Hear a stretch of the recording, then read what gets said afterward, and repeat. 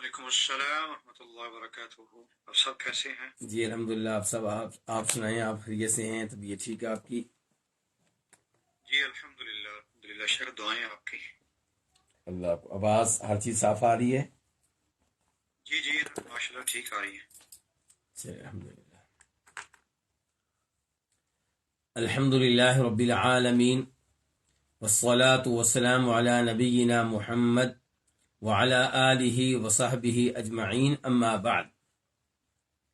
آج کا درس اس کا تعلق عمدۃ الاحکام سے ہے، اور عمدۃ الاحکام صحیح بخاری اور صحیح مسلم کی احادیث پہ مشتمل ایک عظیم الشان کتاب ہے.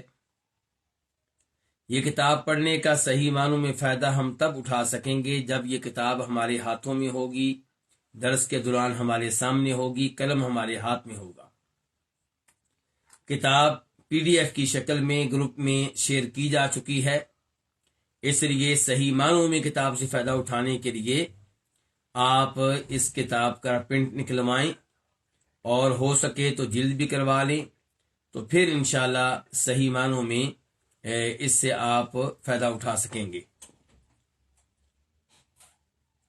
تو یہ عمدۃ الاحکام صحیح بخاری اور صحیح مسلم کی ان احادیث پہ مشتمل ہے جن احادیث کا تعلق احکام سے ہے، نماز، روزے سے، وضو سے، تیمم سے، بیع کرنے سے، کون سی چیز حلال ہے، کون سی چیز حرام ہے، کون سی چیز واجب ہے، ضروری ہے، کون سی حرام ہے، کون سی مکروہ ہے، کون سی جائز ہے.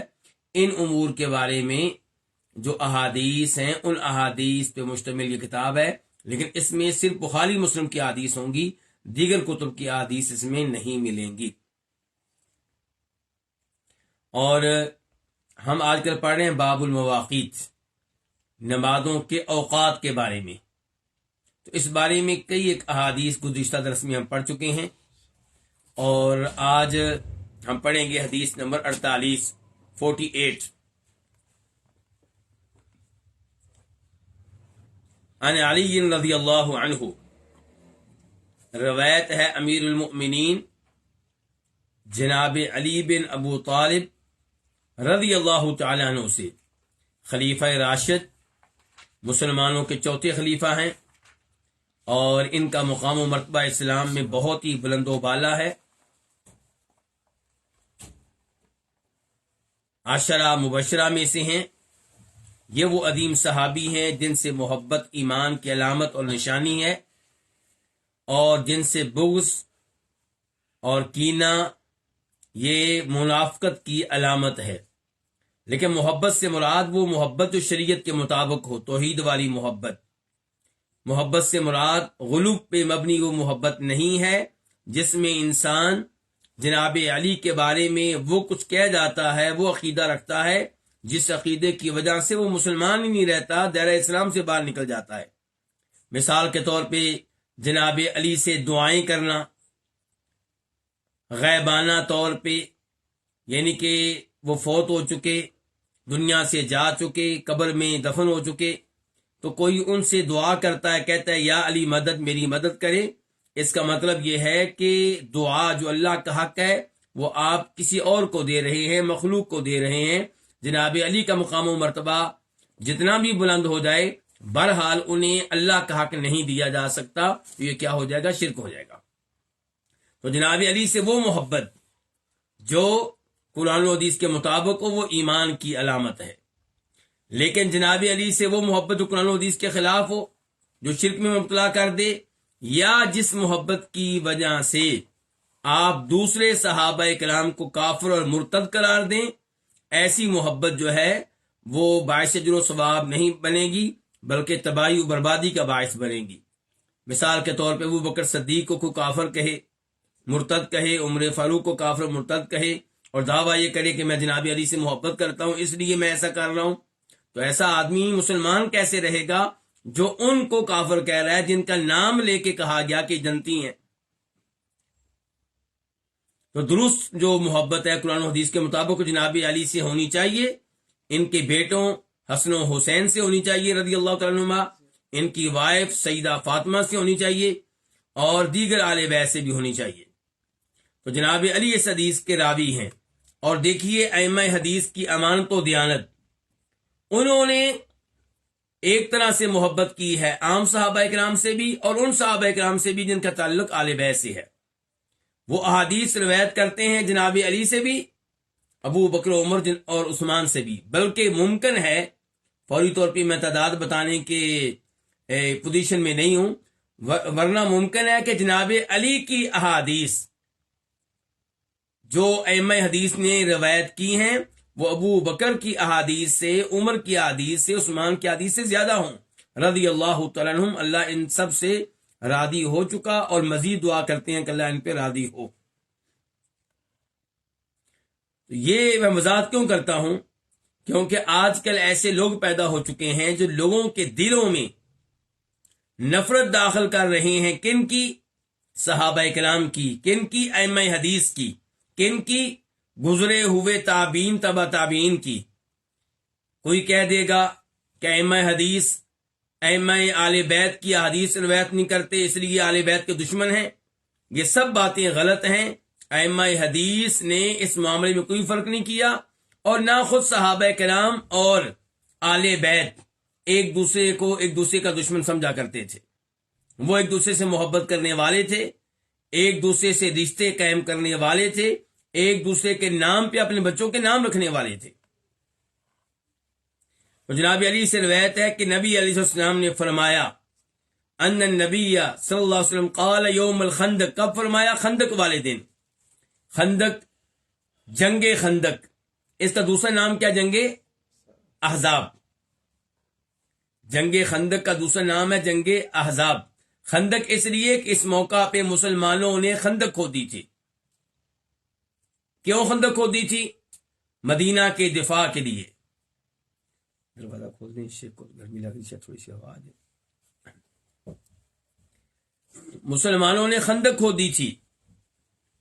اچھا، خندق کے تعلق سے بڑی اہم بات یہ ہے کہ عام طور پہ لوگ سمجھتے ہیں کہ شاید سارے مدینہ کے ارد گرد خندق کھودی گئی تھی، جبکہ ایسی بات نہیں ہے.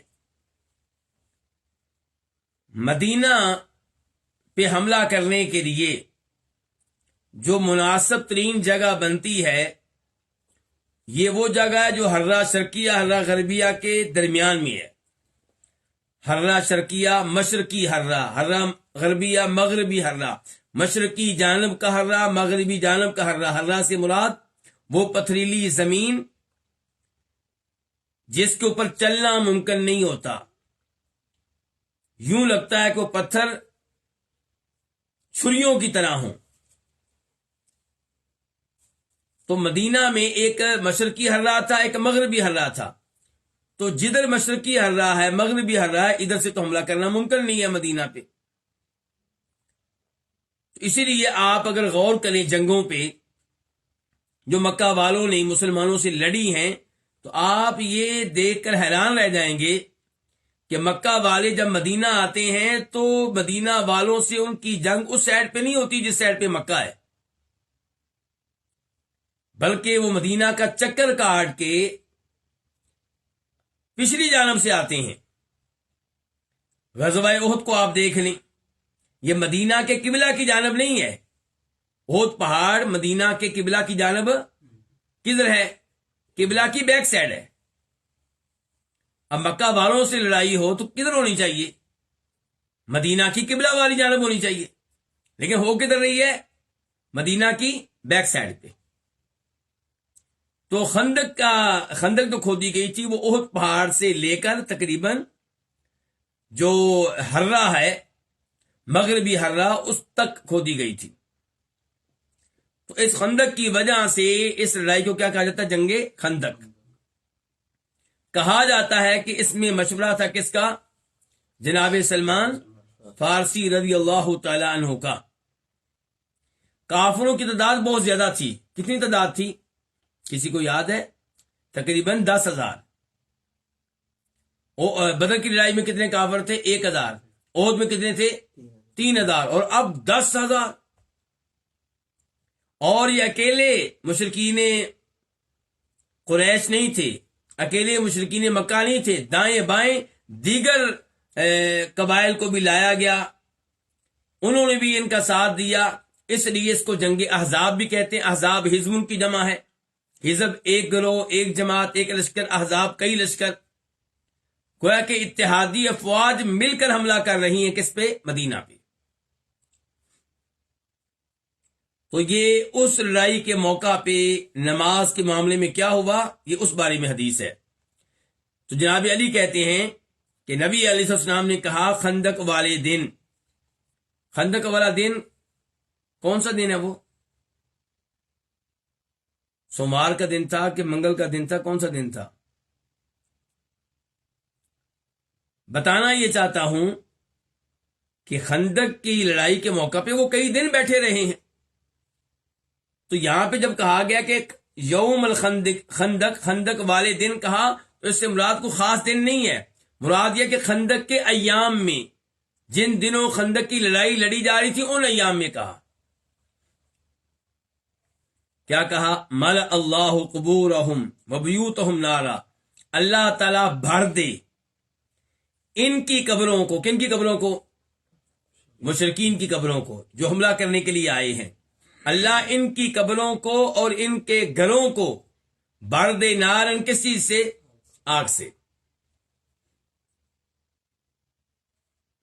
بدعا دے رہے ہیں کون؟ نبی علیہ الصلوۃ والسلام. یہ کون سے نبی ہیں بھلا؟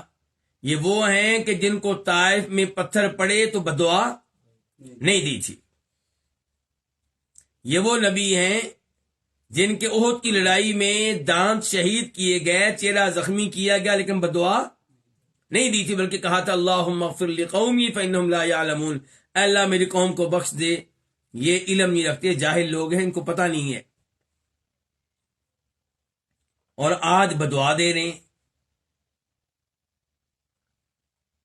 وہاں پہ مسئلہ تھا آپ کی ذات کا، تو وہاں پہ بدعا نہیں دی. یہاں مسئلہ ہے نماز کا. نماز کے مسئلے میں جن کی وجہ سے نماز رہ گئی ان کو بدعا دی ہے. اس سے اندازہ کریں نماز کی اہمیت کا اور نماز کو وقت پہ ادا کرنے کی اہمیت کا. اور ہم بغیر کسی عذر کے، بغیر کسی وجہ کے نمازوں کو قضا کر دیتے ہیں، بلکہ نمازیں پڑھتے ہی نہیں ہیں. تو فرمایا اللہ تعالیٰ بھر دے ان کی قبروں کے، ان کے گھروں کو آگ سے. کما شغلونا عن الصلاۃ الوسطی، کما یہاں پہ کاف کو تعلیل کا بنا لیا جائے کہ علت بیان کرنے کے لیے آیا ہے، کہ کیونکہ اس لیے کہ شغلونا، انہوں نے ہمیں مشغول کر دیا، عن الصلاۃ الوسطی، نماز وسطی سے.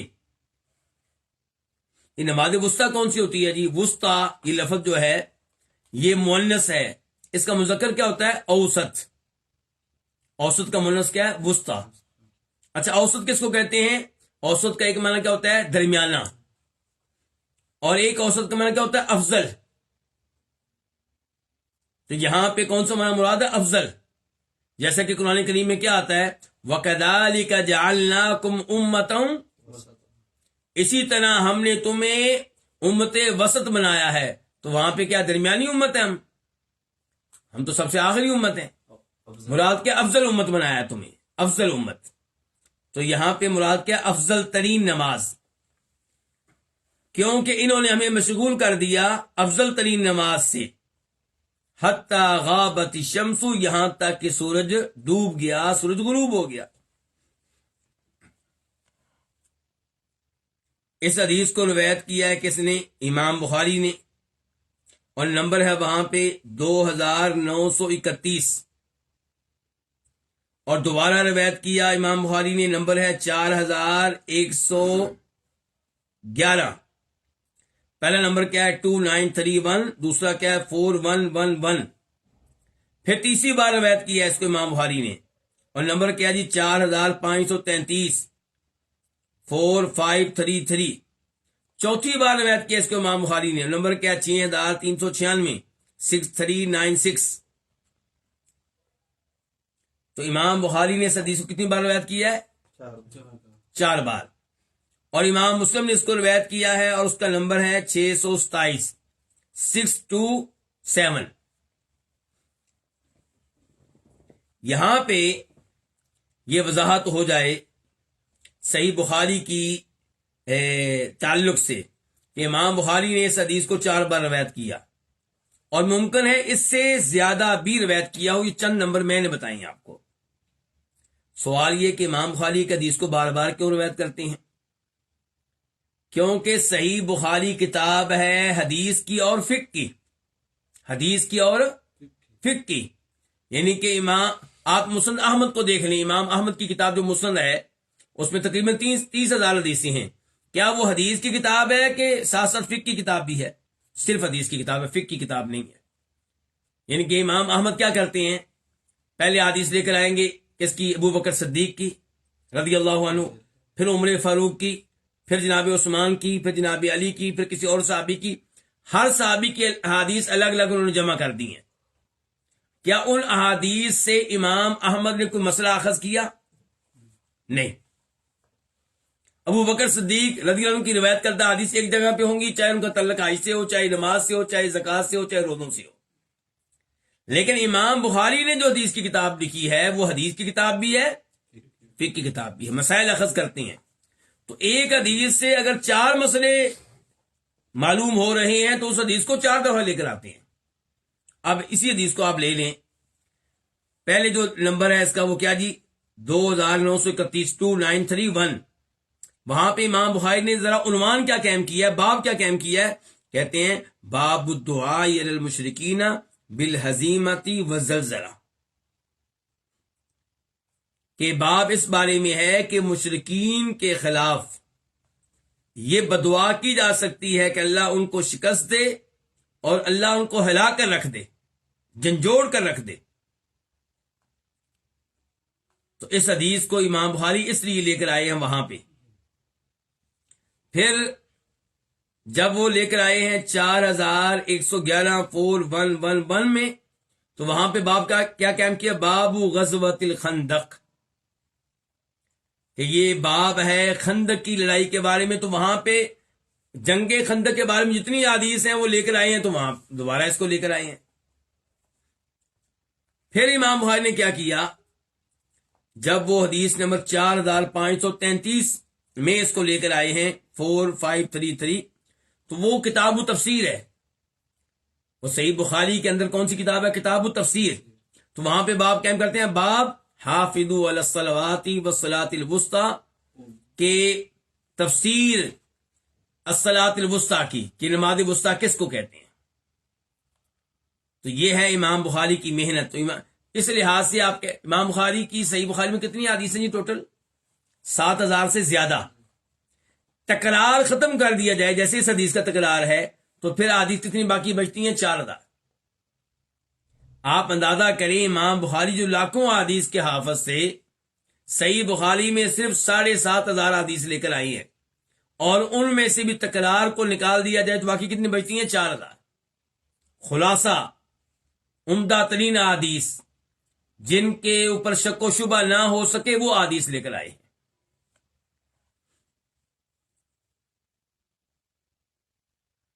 آگے چلیے، وفی لفظ لمسلم، اور مسلم کے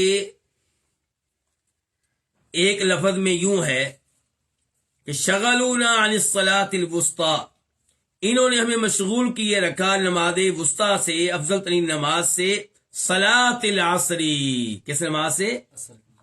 خود ہی آپ نے اس حدیث میں وضاحت کر دی کون سی نماز سے، عصر کی نماز سے، ان کے بتا دیا کہ افضل ترین نماز سے مراد نماز عصر ہے۔ ثم صلاھا، پھر آپ نے یہ نماز ادا کی، یہ کون سی؟ عصر کی، بین المغرب والعشاء، مغرب اور عشاء کے درمیان میں۔ اس کا مطلب یہ ہے کہ پہلے کون سی نماز ادا کی، پھر مغرب کی، پھر عصر کی، پھر اس کا مطلب ترتیب آپ نے آگے پیچھے کر دی۔ تو یہ میرا اور آپ کا موقف ٹھیک نہیں ہے، میرا اور آپ کا یہ موقف غلط ہے۔ میں نے تو اس لیے بیان کیا تاکہ میں وضاحت کر سکوں، میں نے جان بوجھ کے اس طرح بیان کیا ہے تاکہ میں اس کی وضاحت کر سکوں۔ ایک حدیث کی وضاحت دوسری حدیث سے ہوتی ہے۔ تو آئیے آپ کو ایک اور حدیث کی طرف لے کر چلتا ہوں۔ یہ حدیث ہے بخاری شریف میں، اس کا نمبر ہے 596 596۔ اور مسلم شریف میں اس کا نمبر ہے 631 631، اور اس کے راوی ہیں جناب جابر بن عبداللہ رضی اللہ تعالیٰ عنہما، کہتے ہیں فصل العصر کہ نبی علیہ الصلوۃ والسلام نے اس دن عصر کی نماز پڑھی بعد ما غربت الشمس، سورج ڈوب جانے کے بعد، غروب ہو جانے کے بعد، ثم صلی بعدها المغرب، پھر اس کے بعد کون سی نماز پڑھی؟ اس حدیث نے وضاحت کر دی کہ آپ نے ترتیب کو آگے پیچھے نہیں کیا، پہلے آپ نے مغرب کے بعد نماز پڑھی ہے عصر کی، پھر نماز پڑھی ہے کس کی؟ مغرب کی۔ اچھا پھر دوبارہ ہم اپنی اس حدیث کی طرف آتے ہیں، پھر اس کا ترجمہ کیا کریں جی؟ یہاں پہ تو کہہ رہے ہیں جناب علی کہ ثم صلاھا، کہ پھر آپ نے یہ نماز پڑھی کون سی؟ عصر کی، بین المغرب والعشاء، مغرب اور عشاء کے درمیان میں۔ اب وہ حدیث کچھ اور کہہ رہی ہے، حدیث کچھ اور کہہ رہی ہے، کون سی حدیث کو لیں گے جی؟ دونوں کو کیسے لیں گے؟ سوال یہ ہے۔ تو گزارش یہ ہے کہ یہاں پہ معنی یہ ہے کہ ثم صلاھا، پھر آپ نے یہ نماز پڑھی کون سی؟ عصر کی، بین المغرب والعشاء، وقت مغرب اور وقت عشاء کے درمیان میں، نماز مغرب اور نماز عشاء کے درمیان میں نہیں، وقت مغرب اور وقت، یعنی کہ مغرب کی نماز کے وقت اور عشاء کی نماز کے وقت کے بیچ میں آپ نے عصر کی نماز پڑھی، اور عصر کے بعد جیسا کہ دوسری حدیث میں آیا پھر آپ نے کیا پڑھی؟ مغرب کی پڑھی۔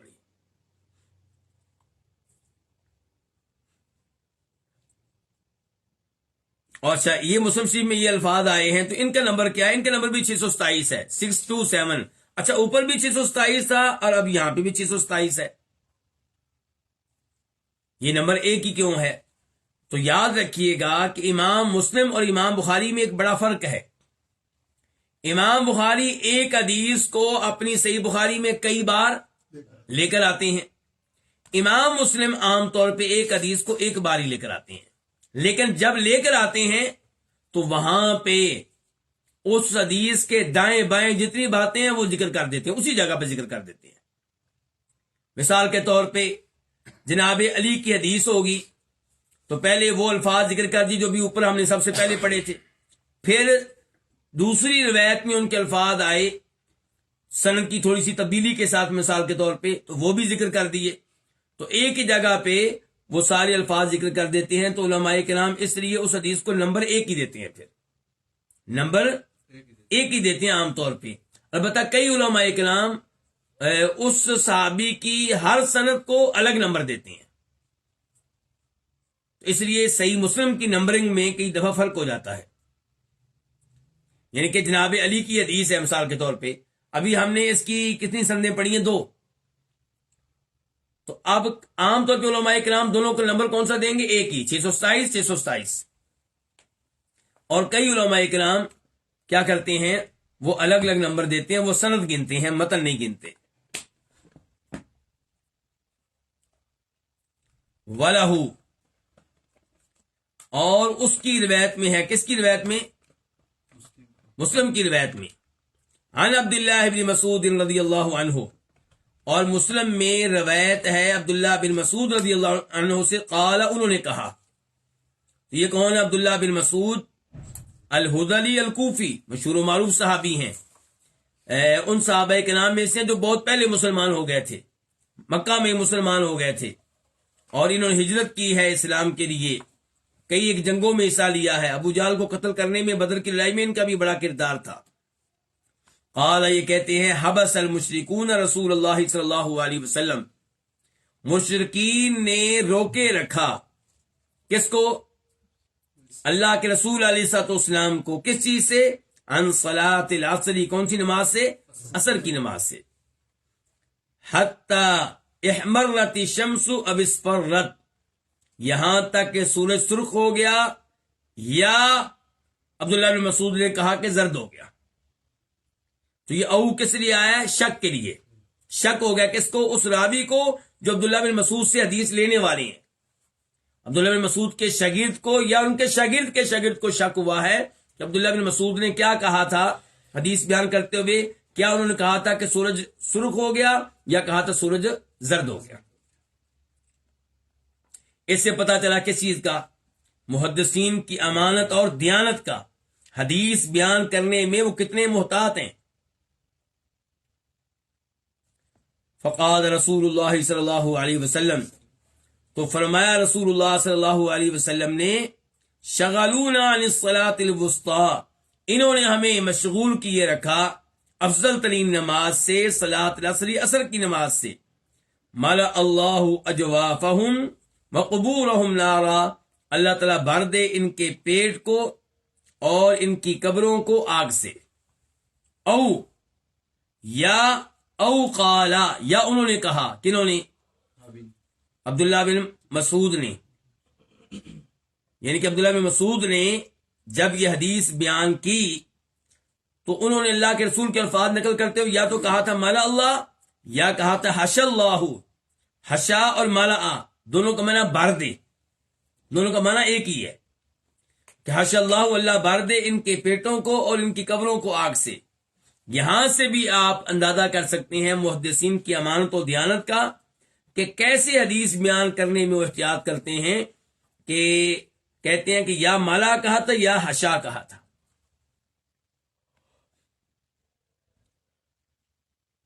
اچھا، سب سے پہلے میں یہ پوچھنا چاہوں گا آپ لوگوں سے کہ اس حدیث کا کیا تعلق ہے ہمارے باب سے؟ ہمارا باب کیا چل رہا تھا؟ باب المواقیت، نمازوں کے اوقات کے بارے میں۔ تو اس سے کیا پیغام ملا؟ اس سے پیغام ملا کہ نماز کو قضا کر دینا کتنا خطرناک ہے، نماز کو اس کے وقت سے نکال دینا کتنا خطرناک ہے۔ کہ نبی علیہ السلام نے ان کو بددعا دی ہے جنہوں نے آپ کی نماز کو لیٹ کر دیا اس نماز کے وقت مقررہ سے۔ حالانکہ آپ نے عام طور پہ بددعا نہیں دی، لیکن نماز کے مسئلے پہ بددعا دی ہے، اور بددعا کیا دی ہے کہ اللہ ان کی قبر کو بھی اور ان کے پیٹ کو بھی آگ سے بھر دے۔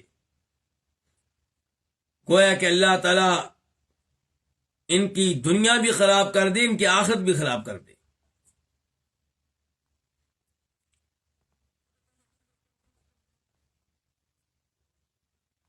اس حدیث سے کیا کیا مسائل معلوم ہوئے؟ نمبر ایک، یہ پتہ چلا کہ الصلاۃ الوسطیٰ سے مراد کون سی نماز ہے؟ نماز عصر۔ حالانکہ اس مسئلے میں دیگر اقوال بھی ہیں۔ امام شوکانی نے ایک جگہ اس مسئلے میں 17 اقوال ذکر کیے ہیں، کس بارے میں کہ افضل ترین نماز کون سی ہے۔ حالانکہ نمازیں کتنی ہیں؟ 5، اور اقوال کتنے ہیں؟ 17۔ ان اقوال میں سے 2 قول میں آپ کے سامنے رکھوں گا جنہیں امام ترمذی اپنی حدیث کی کتاب میں لے کر آئے ہیں۔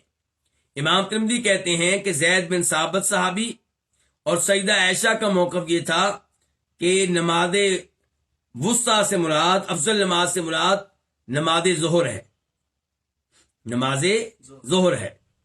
عبداللہ بن عباس، عبداللہ بن عمر کا موقف یہ تھا کہ اس سے مراد صبح کی نماز ہے۔ بلکہ یہاں پہ میں ایک روایت آپ کے سامنے رکھنا چاہوں گا جسے امام طبری روایت کرتے ہیں اپنی تفسیر میں۔ راوی اس کے عبیدہ سلمانی، یہ مشہور و معروف تابعی ہیں، کہتے ہیں کہ انہوں نے سوال کیا، خود انہوں نے امیر المومنین جناب علی سے، کہ اس کے بارے میں الصلاۃ الوسطیٰ کے بارے میں کہ افضل ترین نماز الصلاۃ الوسطیٰ یہ کون سی ہے؟ تو جناب علی کہنے لگے کننا نراہا الصبح اب الفجر، ہمارا خیال یہ تھا کہ اس نماز سے مراد صبح کی نماز ہے۔ حتی سمعت رسول اللہ صلی اللہ علیہ وسلم یقول یوم الاحزاب، یہاں تک کہ میں نے اللہ کے رسول سے سنا کہ آپ جنگ خندق میں کہہ رہے تھے شغلونا عن الصلاۃ الوسطیٰ، کہ ان لوگوں نے ہمیں روکے رکھا نماز وسطیٰ سے، صلاۃ العصر یعنی کہ نماز عصر سے، اللہ ان کی قبروں کو، ان کے پیٹوں کو آگ سے بھر دے۔ اچھا، اس حدیث سے پتہ چلا کہ صحابہ کرام ایک زمانے تک سمجھتے رہے کہ نماز وسطیٰ سے مراد افضل نماز سے مراد کون سی نماز ہے؟ نماز فجر۔ لیکن اللہ کے رسول نے جب یہ الفاظ استعمال کی تب ان کو پتہ چلا نہیں، اس سے مراد نماز عصر ہے۔ اس سے پتہ چلا کہ قرآن کریم کو سمجھنے کے لیے صرف عربی زبان کی معرفت کافی نہیں ہے، قرآن کریم کو سمجھنے کے لیے عربی زبان نہایت ضروری ہے۔ قرآن کریم کو سمجھنے کے لیے عربی زبان نہایت ضروری ہے، لیکن قرآن کریم کی صحیح تفسیر جاننے کے لیے عربی زبان کافی نہیں ہے۔ عربی زبان کے ساتھ ساتھ احادیث کی جانب رجوع کرنا نہایت ضروری ہے، صحابہ کرام کے اقوال کی طرف رجوع کرنا نہایت ضروری ہے۔ اگر کوئی آدمی عربی زبان جانے بغیر مفسر بن کر بیٹھ جائے تو اس کا وہ حال ہوگا جو علی مرزا جیلمی کا حال ہے، اور اگر کوئی عربی زبان کو کافی سمجھ لے اور تفسیر بیان کرنے میں احادیث کی جانب رجوع نہ کرے تو اس کا حال وہ ہوگا جو جاوید احمد غامدی کا حال ہے۔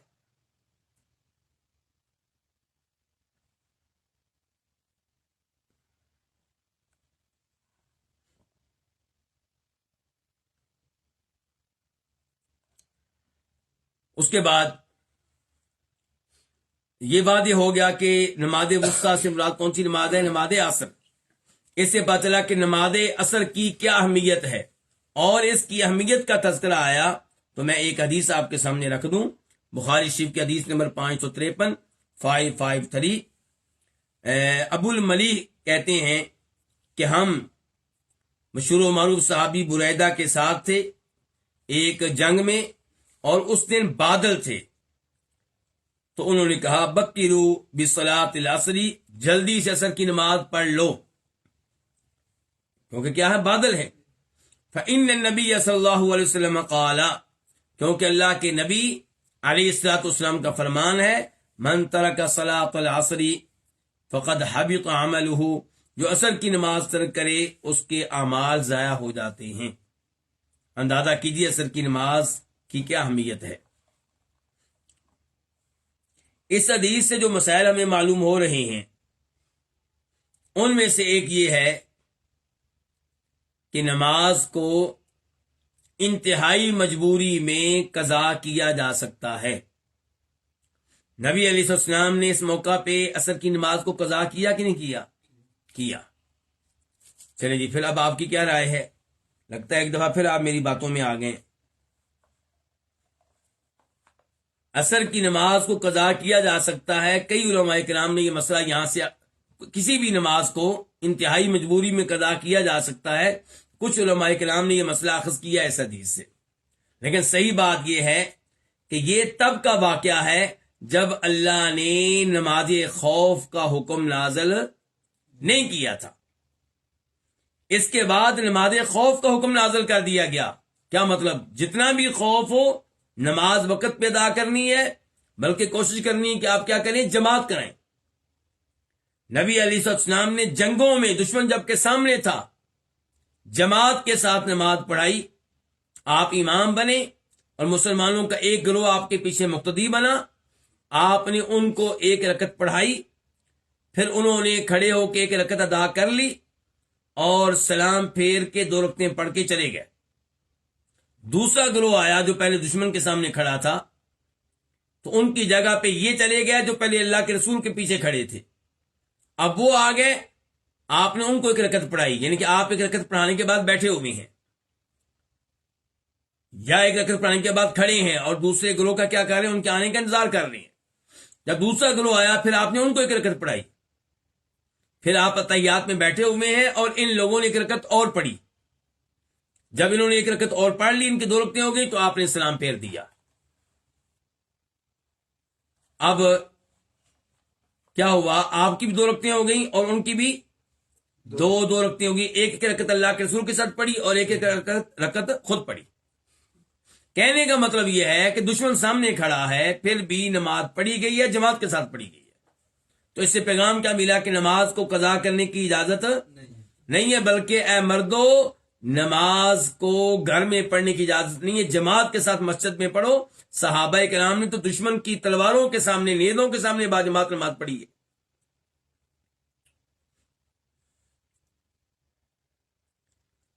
اب یہ حکم نازل ہو چکا۔ کیا؟ یہ آیت جو ہم ابھی ہمارے سامنے ہے، صلاۃ الوسطیٰ والی آیت، اس کا نمبر کیا ہے قرآن کریم میں؟ سورہ بقرہ میں 238 238۔ آپ اس کے بعد والی آیت پڑھیں آپ، فَإِنْ خِفْتُمْ، اگر تمہیں ڈر ہے کس کا؟ دشمن کا، یا کسی اور چیز کا. فَإِنْ خِفْتُمْ فَرِجَالًا أَوْ رُكْبَانًا، تو پھر یہ نہیں کہا کہ پھر تم نماز کو لیٹ کر سکتے ہو. پھر اللہ نے یہ نہیں کہا، اللہ نے یہ نہیں کہا کہ اگر تمہیں ڈر ہے تو نماز کو لیٹ کر سکتے ہو. کہا اگر تمہیں ڈر ہے تو پھر تم نے نماز کیسے پڑھنی ہے؟ وقت پہ پڑھنی ہے، چاہے چلتے چلتے پڑھ لو، چاہے سواری پہ بیٹھے بیٹھے پڑھ لو. فَإِذَا أَمِنْتُمْ، جب خوف کی حالت جاتی رہے، امن و امان کے دن لوٹ آئیں، فَاذْكُرُوا اللَّهَ كَمَا عَلَّمَكُمْ، پھر نماز ویسے پڑھنی ہے جیسے تمہیں طریقہ سکھایا گیا ہے. یعنی کہ پھر نماز کو نماز کی شرائط کے ساتھ، ارکان کے ساتھ، واجبات کے ساتھ ادا کرنا ہے. لیکن جنگ کے دوران آپ کھڑے کھڑے پڑھ رہے ہیں، سواری کے اوپر بیٹھے پڑھ رہے ہیں، کھڑا نہیں ہوا جا رہا، قیام ساکت کر دیا آپ لوگوں نے، سجدہ بھی ہو سکتا ہے صحیح طریقے سے نہ ہو سکے، تو یہ چیزیں تمہیں معاف ہیں، لیکن نماز کو وقت پہ پڑھنا ہے.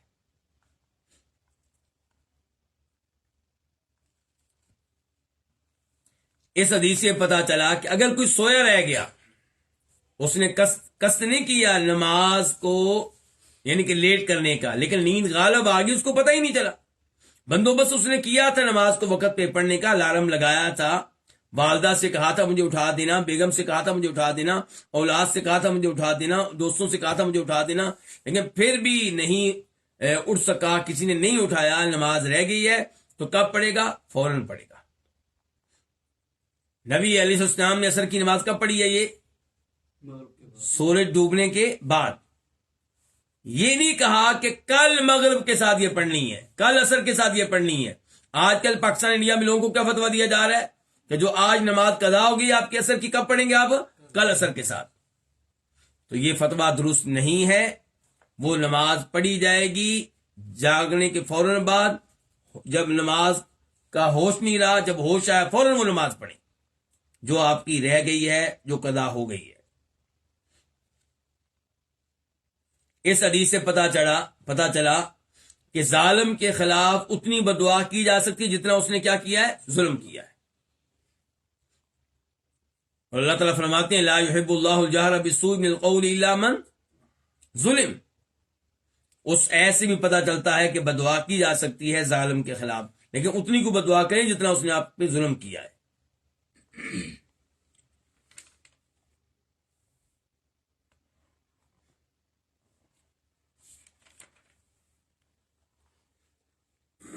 اب بڑھتے ہیں حدیث نمبر 49 کی طرف. 49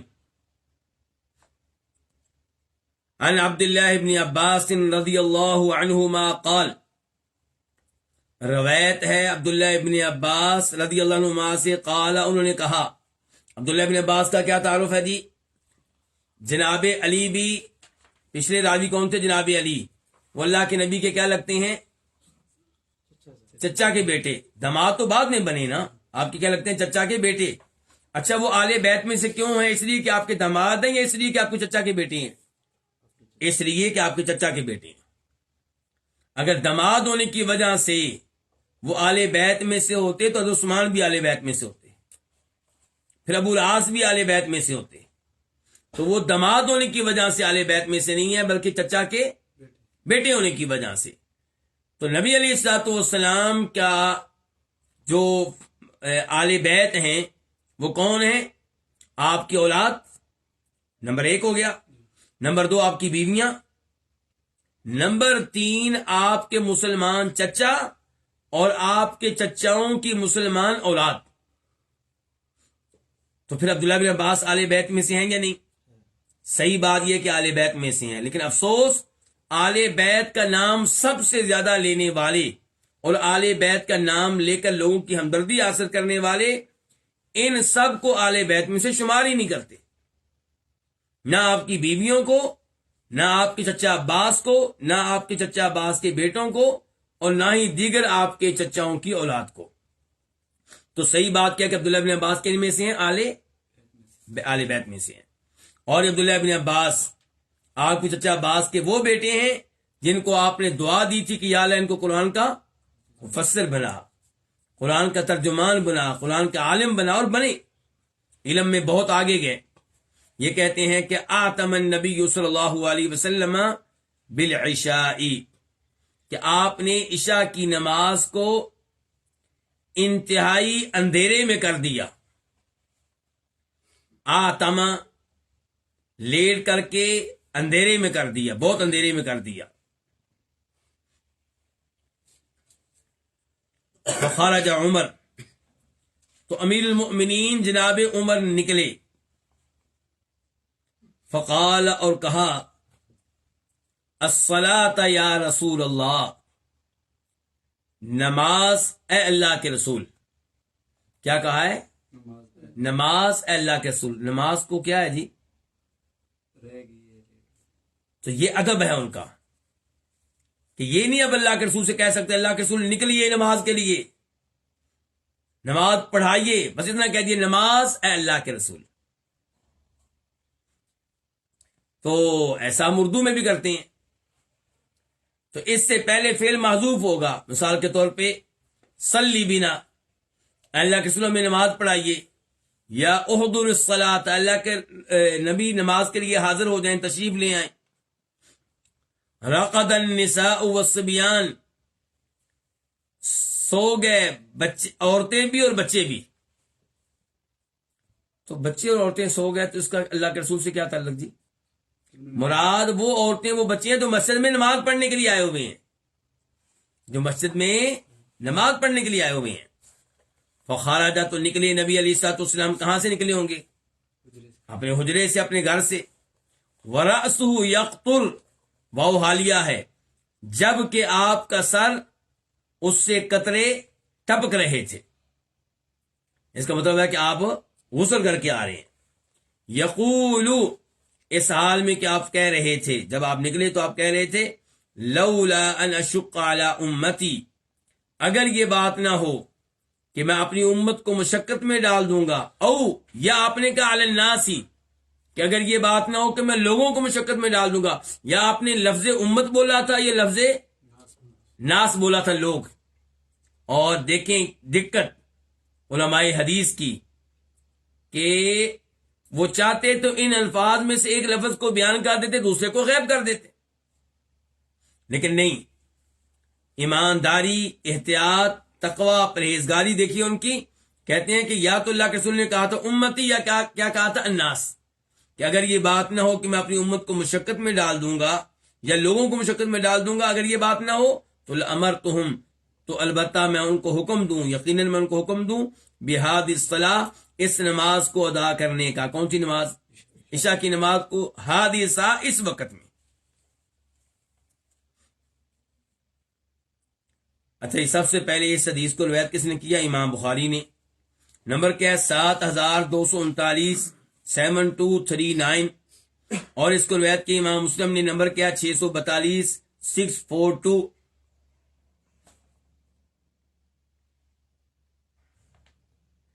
تو اس حدیث سے پتہ چلا کہ نبی علیہ السلام نے عشاء کی نماز کو لیٹ کیا، یہاں تک کہ رات کا بہت سا حصہ گزر گیا تھا، عورتیں اور بچے سونے لگ گئے تھے، اور عورتوں اور بچوں کے لیے مزید انتظار کرنا ممکن نہیں تھا. اچھا، اب افضل کیا ہے عشاء کی نماز کے بارے میں، کہ کیا اس کو لیٹ کیا جائے یا اس کو جلدی ادا کر لیا جائے، فرسٹ ٹائم میں ادا کر لیا جائے یا اس کے آخری ٹائم پہ ادا کیا جائے. تو راجح بات یہ ہے، درست موقف یہ ہے کہ اس نماز کو لیٹ ادا کرنا چاہیے، لیکن اتنا لیٹ نہ کریں کہ اس کا وقت ہی نکل جائے. آدھی رات سے پہلے ادا کر لیں. اور اس کے دلائل میں سے کہ اس نماز کو لیٹ کر سکتے ہیں، ایک دلیل یہی حدیث ہے جو ہمارے سامنے ہے. اس حدیث کے کچھ الفاظ میں یوں آیا ہے کہ انہو للوقت، یہ ہے وقت عشاء کا، یعنی کہ افضل وقت، بہترین وقت. اب دیکھتے ہیں جی اس حدیث سے کیا کیا مسائل معلوم ہوئے. نمبر ایک تو یہی کہ عشاء کی نماز میں افضل یہ ہے کہ اس کو لیٹ کیا جائے، لیکن اس کا مطلب یہ نہیں ہے کہ مرد حضرات عشاء کی نماز کو افضل وقت میں ادا کرنے کے نام پہ جماعت کو چھوڑ دیں. نہیں، جماعت کے ساتھ نماز ادا کرنی ہے، اور آپ سے اور آپ کی مسجد کے امام اور انتظامیہ سے کہا جا رہا ہے کہ بہتر یہ ہے کہ عشاء کی نماز کو لیٹ پڑھی. لیکن اگر لوگوں کے لیے لیٹ کرنا ممکن نہ ہو تو پھر اس نماز کو پہلے ادا کر لیا جائے، لوگوں کی سہولت کا خیال رکھا جائے۔ آپ دیکھ لیں دوسری حدیث کی طرف، کیا افضل کیا ہے کہ نماز میں تلاوت زیادہ ہو یا کم ہو؟ افضل یہ ہے کہ زیادہ ہو، لیکن جب قباء میں ایک امام صاحب نے اتنی لمبی نماز پڑھائی کہ پیچھے نماز پڑھنے والے وہ صحابی جو سارا دن کھیتی باڑی کا کام کرتے رہے تھے، ان کے لیے ان کے ساتھ چلنا، مزید نماز میں رہنا ناممکن ہو گیا، تو انہوں نے سلام پھیر دیا اور چلے گئے، اپنی نماز تنہا پڑھ کے مکمل کر کے چلے گئے۔ تو آپ اس آدمی پہ ناراض نہیں ہوئے تھے، ناراض کس پہ ہوئے تھے؟ امام صاحب کے اوپر، اور کہا تھا اتنی لمبی نماز قرات کیوں کرتے ہو، لوگوں کا خیال کیوں نہیں رکھتے ہو؟ نمبر 2 جو مسئلہ ہے اس حدیث کے تعلق سے کہ اگر لوگوں مشقت میں پڑ رہے ہوں تو پھر لوگوں کو مشقت سے بچانا چاہیے۔ دیکھیں نبی علیہ السلام کیا کہہ رہے ہیں، افضل وقت وہ ہے جب آپ آئے تھے، جب عورتیں بچے سو چکے، لیکن آپ نے کہا کہ میں اس وقت نماز پڑھنے کو واجب قرار نہیں دوں گا، کیوں؟ کیونکہ میری امت کس میں پڑ جائے گی؟ مشقت میں پڑ جائے گی۔ تو آپ نہیں چاہتے تھے کہ آپ کی امت مشقت میں پڑے، اور اس سے پتہ چلا کہ آپ واقعی امت کے لیے رحمت ہیں، اور اللہ نے صحیح کہا ہے آپ کے بارے میں، لیکن لقد جاءکم رسول من انفسکم عزیز علیہ ما عنتم، کہ تمہارے پاس ہمارا ایسا رسول آ چکا ہے جو چیز تمہیں مشقت میں ڈالے یہ ان پہ شاہ گزرتی ہے، ان پہ گراں گزرتی ہے، وہ تمہیں مشقت میں نہیں دیکھنا چاہتے۔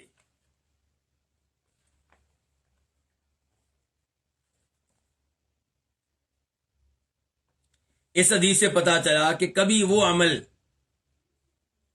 جو بظاہر افضل نہیں ہے وہ کرنا بہتر ہوتا ہے اس کے مقابلے میں جو افضل ہے جب دیگر ایسے امور ہوں جن کی وجہ سے اس عمل کا خیال کرنا ضروری ہے۔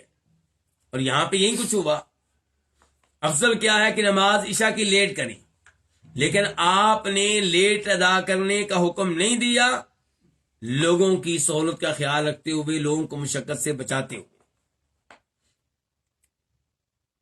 اس حدیث سے پتا چلا کہ عورتیں اور بچے بھی نماز پڑھنے کے لیے مسجد میں آیا کرتے تھے۔ آج ہم کہتے ہیں کہ ہماری عورتیں اور بچے اسکول جا سکتے ہیں، کالج جا سکتے ہیں، یونیورسٹی جا سکتے ہیں، جاب بھی کر سکتی ہیں، بازار شاپنگ کے لیے بھی عورتیں جا سکتی ہیں، لیکن مسجد کی باری آئے تو نہیں جی، وہاں عورتیں نہیں جا سکتی۔ حالانکہ مسجد میں آپ اپنی عورتوں کو بھیجیں، خصوصاً جب کہ مسجد میں درس قرآن ہو رہا ہو، درس حدیث ہو، صحیح عالم دین ہوں، شرک بیان کرنے والے نہ ہوں، بدعات بیان کرنے والے نہ ہوں، تو آپ بھیجیں تاکہ آپ کی بیگم سیکھے آداب، سیکھے اللہ تعالیٰ کا تعارف، سیکھے اللہ کے حقوق، جانے رسول اللہ کے حقوق صلی اللہ علیہ وسلم، اس کو پتہ چلے خاوند کے حقوق کیا ہیں، اس کو پتہ چلے اولاد کی تربیت کے معاملے میں اس کی ذمہ داریاں کیا ہیں۔ بہرحال عورتوں کو آنے دیں مساجد میں، اور ان کو اعتکاف کرنا چاہیں تو اعتکاف بھی کرنے دیں۔ اگر گھر میں کوئی مسئلہ پیدا نہیں ہوتا، اگر گھر معطل ہو جاتا ہے بیگم کے اعتکاف کرنے سے، تو پھر ظاہر اس کو اجازت نہیں دی جائے گی۔ اور اسی طرح اگر مسجد میں کوئی فتنہ وغیرہ ہے، بے پردگی ہے، تو پھر آپ اعتکاف کرنے کی اجازت نہیں دیں گے۔ اعتکاف کے معاملے میں معاملہ ہلکا ہے، لیکن نماز کے معاملے میں اللہ کے رسول فرماتے ہیں اپنی عورتوں کو مسجد میں آنے سے نہ روکو۔ اور اس سے پتہ چلا کہ انتظامیہ کو بھی چاہیے کہ مساجد میں عورتوں کی نماز کا اہتمام کرے، کچھ اور نہ صرف خطبہ جمعہ کا اہتمام کر دیں۔ اس حدیث سے پتہ چلا کہ جناب عمر فاروق کا تعلق نبی علیہ السلام کے ساتھ کتنا اچھا تھا، کتنا آپس میں پیار تھا، اسی لیے عمر فاروق نے کہہ لیا اللہ کے رسول نماز، جانتے تھے کہ اللہ کے رسول ناراض نہیں ہوں گے۔ اور اس حدیث سے بھی پتا چلا کہ نماز کے معاملے میں آپ ان کو بھی کہہ سکتے ہیں جو آپ سے افضل ہیں، آپ سے بڑے ہیں۔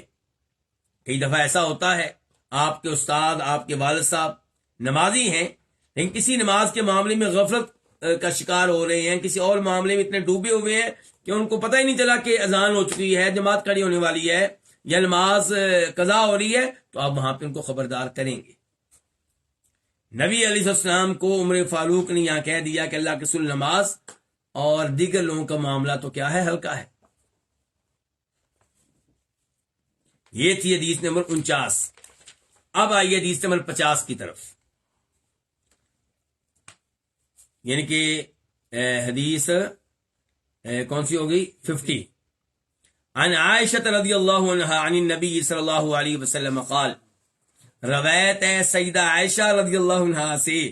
لو جی, ہمارے نزدیک تو یہ بھی اہل بیت میں سے ہیں. تو تینوں حدیث کن کی ہو گئی, اہل بیت کی ہو گئی. اہل بیت کا ترجمہ کیا ہوتا ہے جی, گھر والے, اور گھر تو بنتا ہی بیوی سے ہے. تو سیدہ عائشہ سے روایت ہے, وہ روایت کرتی ہیں نبی علیہ الصلوۃ والسلام سے کہ آپ نے فرمایا, اذا اقیمت الصلاۃ, جب نماز قائم کر دی جائے, یعنی کہ اقامت کہہ دی جائے, وحضر العشاء, اور رات کا کھانا حاضر ہو جائے, فابدؤوا بالعشاء, تو تم آغاز کرو کس سے, رات کے کھانے سے. یعنی کہ دو کام کرنے ہیں آپ نے, کھانا بھی کھانا ہے, نماز بھی پڑھنی ہے. اور اب ایک طرف نماز کی اقامت ہوگی, ایک طرف کھانا بھی آ گیا, دونوں کام ایک ہی وقت پہ ہو گئے ہیں. اب آغاز کس سے کریں, کون سا کام پہلے کریں؟ فرمایا پہلے کھانا کھا لو. فابدؤ, تم آغاز کرو کس کے ساتھ, بالعشاء, کھانے کے ساتھ. یہ لفظ میں کیا پڑھ رہا ہوں, عشاء. عشاء کہتے ہیں رات کے کھانے کو, جس کو ہم انگلش میں کیا کہتے ہیں, ڈنر. اور نماز کو کیا کہتے ہیں, نماز عشاء, یعنی کہ عین کے نیچے زیر کسرہ, اور رات کا کھانا عین کے اوپر زبر. اس حدیث کو روایت کے امام بخاری نے, نمبر کیا ہے, 5465, 5465. اور اسے روایت کے امام مسلم نے, نمبر کیا جی, 557, 557. وعن ابن عمر نحوہ, ہماری کتاب کے مؤلف کا نام کیا جی, شیخ عبد الغنی المقدسی کہتے ہیں, عبداللہ بن عمر سے روایت ہے, نحوہ, اس جیسی. کس جیسی؟ جیسی روایت ابھی آپ نے پڑھی ہے سیدہ عائشہ کی. اچھا, عبداللہ بن عمر کی حدیث کا نمبر کیا ہے, 559. کہاں, مسلم میں 559. سیدہ عائشہ کی حدیث کا نمبر کیا تھا, 557, 557. اور عبداللہ بن عمر کی حدیث مسلم شریف میں اس کا نمبر ہے 559, 559. اس کے الفاظ کیا ہیں وہ بھی سن لیں. اذا وضع عشاء احدکم, جب تم میں سے کسی کا رات کا کھانا لگا دیا جائے, وقیمت الصلاۃ, اور دوسری جانب نماز قائم ہو جائے, فابدؤوا بالعشاء, تو آغاز کرو تم رات کے کھانے سے, پہلے رات کا کھانا کھاؤ. ولا یعجلن حتی یفرغ منہ, اور تم میں سے کوئی جلد بازی کا مظاہرہ نہ کرے, بلکہ پہلے کھانا کھا لے, اس کے بعد نماز پڑھے. اس حدیث سے کیا کیا مسائل معلوم ہوئے. نمبر 1, اسلام کی عظمت, کہ کہا گیا پہلے کھانا کھا لو, نماز بعد میں پڑھ لینا.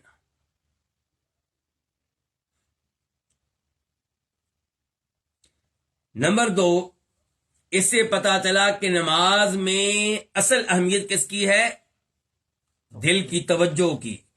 نماز پڑھیں دھیان سے, توجہ سے. شریعت یہ نہیں چاہتی کہ آپ بظاہر اچھی نماز پڑھ رہے ہوں, جبکہ دل آپ کا نماز کی بجائے کس طرف ہو, کھانے کی طرف. بھوک لگی ہوئی ہے, خوشبو کھانے کی آ رہی ہے, دھیان آپ کا ادھر ہے. شریعت میں ایسی نماز کی ضرورت نہیں ہے. اس سے پتا چلا کہ دین اسلام سچا دین ہے, جس کا تعلق دلوں کی کیفیت اور حالت سے ہے. باقی دھیان میں دلوں سے کوئی واسطہ نہیں ہے. یعنی کہ ہمارا ہی دین ہے جس میں کہا جاتا ہے کہ اگر نماز آپ نے پڑھی ہے بڑی خوبصورت, لیکن اللہ کی بجائے کسی اور کے لیے, تو ایسی نماز قابل قبول. تعلق کیسے ہو گیا, دل سے. تو یہاں پہ بھی کیا ہے جی, نماز آپ نے پڑھی ہے, توجہ آپ کے کھانے کی طرف رہی ہے, تو ایسی نماز کی ضرورت نہیں ہے. شریعت کہتی ہے اس حالت میں پھر آپ پہلے کیا کریں, کھانا کھا لیں. اچھا, جب کھانا کھانا جائز ہوا اس حالت میں, تو یہی صورتحال ہے دیگر امور کی بھی. اگر کوئی ایسا معاملہ ہے جس کی وجہ سے آپ کی توجہ نماز کی بجائے ادھر رہتی ہے تو پہلے آپ اس معاملے سے فارغ ہو جائیں، پہلے اس معاملے سے کیا ہو جائیں، فارغ ہو جائیں۔ لیکن وہ معاملہ ایسا ہی ہو، مثال کے طور پہ جیسا کہ آگے حدیث آ رہی ہے، پیشاب آپ کو آیا ہوا ہے، پخانہ ہے، ہوا جو ہے وہ زور ڈالے ہوئے ہے اور آپ اس کو روکے ہوئے ہیں، پیشاب کو آپ روکے ہوئے ہیں، تو نماز میں آپ کا دھیان کدھر رہے گا؟ انہی چیزوں میں رہے گا۔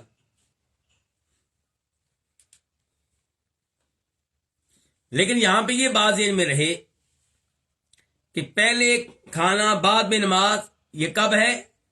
نمبر 1، کھانا لگ چکا ہو، یہ نہیں کہ جماعت کھڑی ہے اور کھانا بھی ابھی موجود نہیں ہے اور آپ بیٹھے ہوئے آرام سے، جی پہلے کھانا، بھئی پہلے کھانا تب جب کھانا موجود ہو، ابھی تو کھانا موجود ہی نہیں ہے۔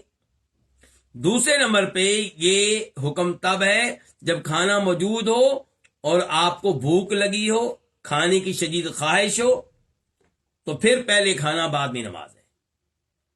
ورنہ اگر شدید بھوک نہیں لگی ہوئی تو پھر پہلے کیا کریں؟ پہلے نماز پڑھیں۔ اچھا، یہ مسئلہ علماء کرام نے بیان کیا، اور کہاں سے لیا انہوں نے یہ مسئلہ، اس بارے میں ایک حدیث آپ کے سامنے رکھوں گا۔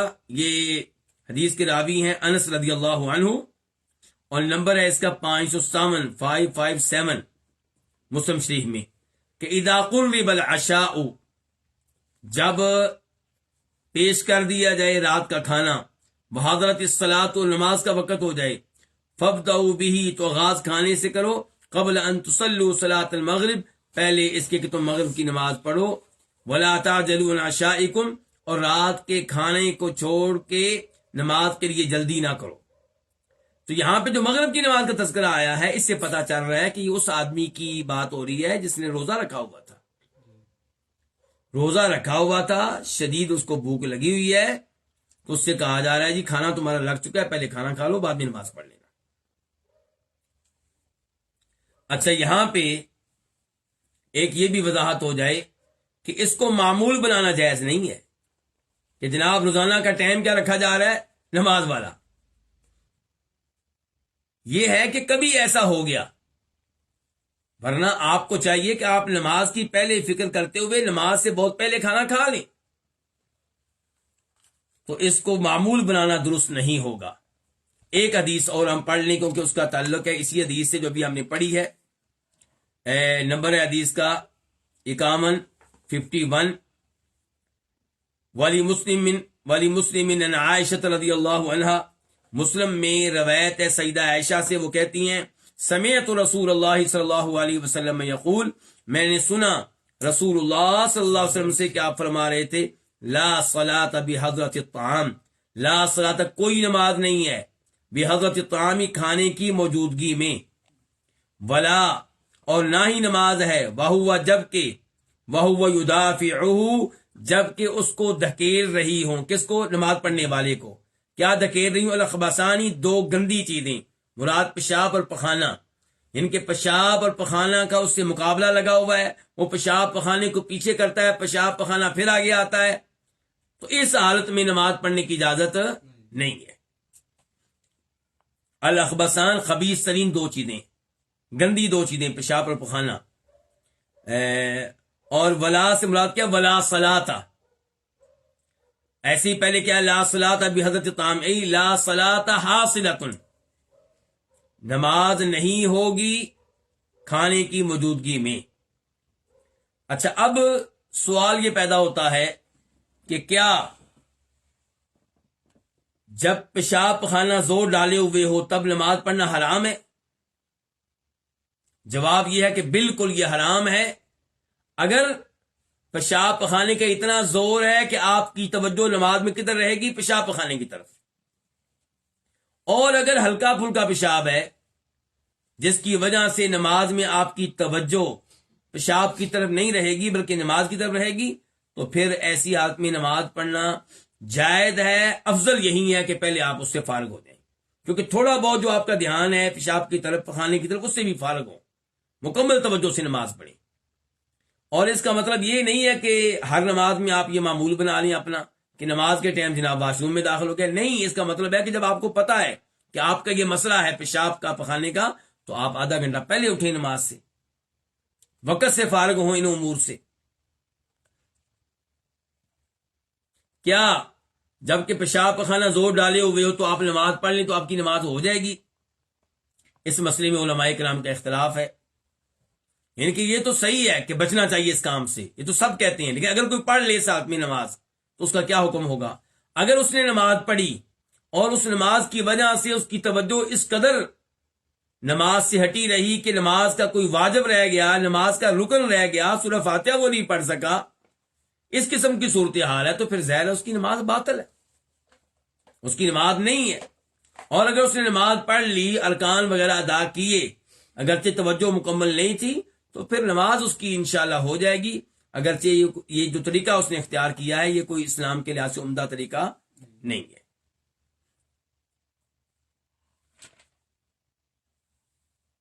تو یہی صورتحال ہوگی دیگر امور کی بھی. جو حکم ہے پیشاب پخانے کا، یہی حکم ہے کس کا؟ کھانے کا. شدید بھوک لگی ہوئی ہے آپ کو، یا وہی بات کہ ہوا آپ نے روکی ہوئی ہے، گیس کا مسئلہ ہے آپ کو، اور نماز آپ پڑھ رہے ہیں تاکہ جی میں اس سے فارغ ہو جاؤں. خاک آپ فارغ ہوں گے جبکہ نماز میں آپ کی توجہ نماز کی طرف نہیں ہے. یہ نماز کیا ہوگی جس میں آپ نے ارکان ادا نہیں کیے؟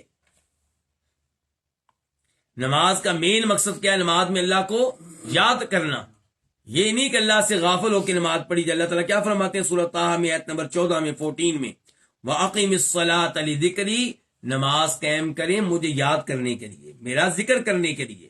تو اگر آپ نے نماز پڑھی ہے، توجہ ہے پیشاب کی طرف، تو ذکر اللہ کا تو نہ ہوا، کس کا ہوتا رہا ہے؟ پیشاب پخانے کا. توجہ تو اس کو ملی ہے.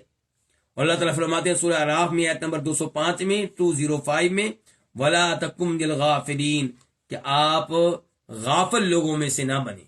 تو نماز پڑھی جائے توجہ کے ساتھ، دھیان کے ساتھ، اللہ کے ساتھ رابطہ ہو، اللہ کے ساتھ سرگوشیاں ہوں، اللہ سے باتیں ہوں، اور دل آپ کا مکمل طور پہ نماز میں ہو. یہ نماز ہے جو اسلام چاہتا ہے. اسی لیے اسلام نے کہا ہے کہ پیشاب کھانا پہلے کر لیں، نماز بعد میں پڑھیں. شدید بھوک لگی ہے، کھانا تیار ہے تو کھانا پہلے کھا لیں، نماز بعد میں پڑھیں.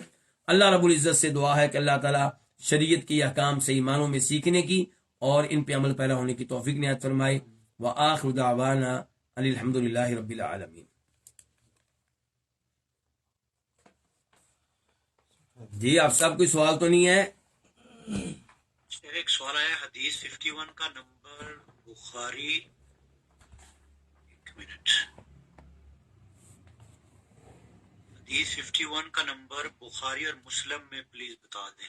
حدیث نمبر 50 جو 1 ہے اس میں تو بخاری نہیں ہے، صرف مسلم ہے. 560 560. ٹھیک ہے.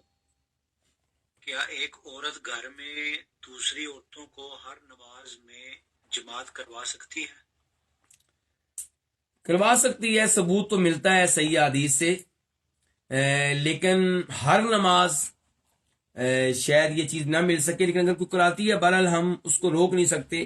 لیکن جب کوئی جیسے کوئی مدارس ہیں عورتوں کے، اسکول ہیں عورتوں کے جہاں لڑکیاں رہتی ہیں، تو وہاں پہ ایک عورت باقی عورتوں کو جماعت کرواتی ہے تو یہ اس لحاظ سے بہتر رہے گا تاکہ سب نماز ادا کر لیں، کسی کی نماز رہ نہ جائے. ورنہ جماعت کروانا ثابت ہے عورت کا عورتوں کو، لیکن ہر نماز اس بارے میں کہنا ذرا مشکل ہوگا. عورتیں جب جماعت کروائیں گی تو اقامت بھی پڑھیں گی؟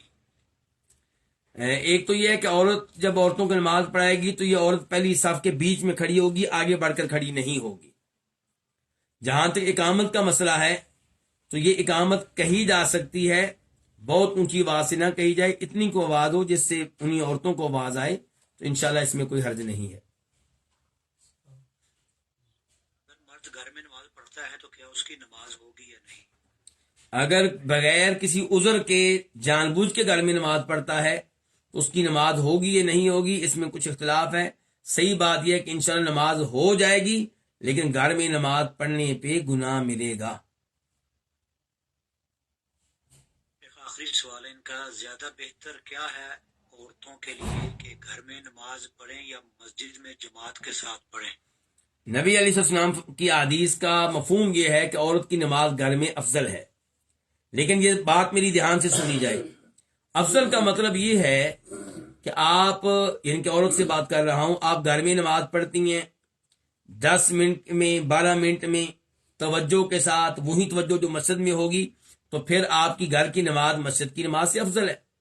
لیکن اگر آپ سمجھتی ہیں گھر میں نماز پڑھوں تو 5 منٹ میں پڑھ لیتی ہوں، جلدی سے کوئی توجہ ہی نہیں، کوئی دھیان ہی نہیں، بچے رو رہے ہیں، دائیں بائیں تماشا لگا ہوا ہے، دھیان ادھر ہے، مسجد میں جاؤں تو توجہ سے نماز پڑھتی ہوں، لمبی نماز پڑھتی ہوں، خشوع و خضوع پیدا ہوتا ہے، رو رو کے نماز پڑھتی ہوں، تو پھر ظاہر ہے کہ یہ نماز مسجد میں جو ہے وہ افضل ہوگی گھر کی نماز سے.